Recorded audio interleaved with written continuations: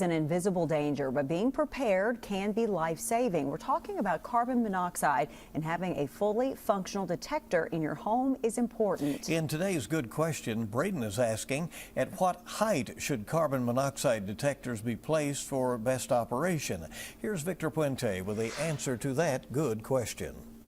Well, you cannot see, smell, or taste carbon monoxide. That's why having a detector in your home is so important.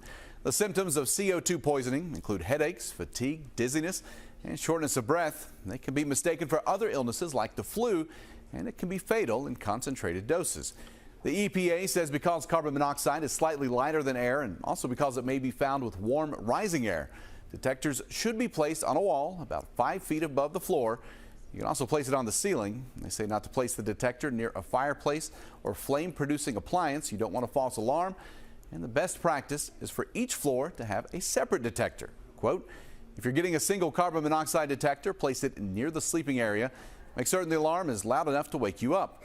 And a reminder that smoke detectors are not the same as carbon monoxide detectors, although they do make devices that function as both. And if you live in Fayette County, the fire department will conduct a fire safety inspection and install smoke detectors and one carbon monoxide alarm at no cost. If you have a good question, just email us, goodquestion@wkyt.com. I'll see you on WKYT Mornings.